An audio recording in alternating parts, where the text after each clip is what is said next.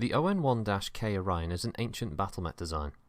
Created by the Terran hegemony as the first truly heavy mech, the Orion has acted as the brute force of the major offensive for nearly 500 years. Even today, the Orion is still a formidable mech. The original design was created in response to the theft of battlemech blueprints by commandos of the Lyran Commonwealth. To ensure the continued dominance of the hegemony's mechs, engineers built the ultimate battlemech.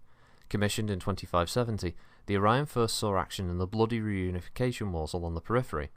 The original Orion, the 1C, did not have long-range missiles, and sported a Class 5 autocannon of the Class 10 seen today. The longevity of the Orion is due to its simple yet efficient placement of systems within the mech's roomy body. Techs enjoy working on Orions, marvelling at the ease of finding and replacing bad systems. The Kaliyama autocannon is a temperamental weapon. Its feed system, which draws new rounds from the mech's torso, fails often, which mystifies techs.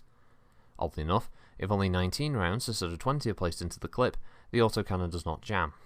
The autocannon itself is also placed awkwardly, restricting right arm movement, and can be jarred out of alignment when struck accidentally. The Death Bloom missile system is mounted in the Orion's left shoulder. The system launches 15 long-range missiles in a very unconcentrated pattern, which is effective against both ground and air vehicles. Unfortunately, the control cables of the missile launchers travel through a narrow shoulder area, thus the shoulder is subject to excessive heat, and the actuator or missile system frequently shuts down. The other missile system, the Irium Weapon Works Class 4, consists of 4 tubes mounted around the medium laser on the left arm. Shooting short-range missiles, the system holds 25 reloads. Instead of 4 holes around the medium laser, the Orion sports 6 holes. The bottom 2 are not missile tubes, rather, they're hookup points for coolant hoses, so that excess heat can be purged by cooling trucks. The armour protection of the Orion is excellent. It carries a total of 14.5 tonne of armour spread about its squat frame. It carries far more than many other mechs of its own size, the centre torso being the best protected, the rear torso the least. The armour, coupled with its speed, makes the Orion a formidable opponent. An excellent assault mech, the Orion is also very good against enemy aircraft, as it can unleash a barrage of missile fire. The Wasat Aggressor battle computer is well suited for this secondary role, thus an Orion sometimes accompanies mobile HQs to defend against both enemy mechs and aerospace fighters.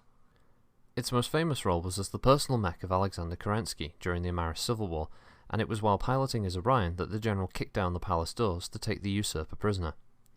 After the fall of the Star League, Kaliyama Weapons Industries took over production of the Orion, building new models from their factories on Kalidasa. This left the Free Worlds League as the only producer of new Orions during the Succession Wars, although the other successor states were capable of building spare parts to repair their mechs, and it meant the Free Worlds League military was the largest Orion user. When Kaliyama merged to create the Kaliyama Alpard Trading Corporation, Orion production was started up on Kendall as well. The League's dominance in new Orions began to change during the clan invasion when the successor states met on Outreach and agreed to work together to combat the clans. Kaliyama ATC was amongst those companies which would sell war materiel, including the Orion, to other states undergoing clan attack. In spite of the design's age, it still finds itself utilised extensively on the modern battlefield, and new variants continue to be produced.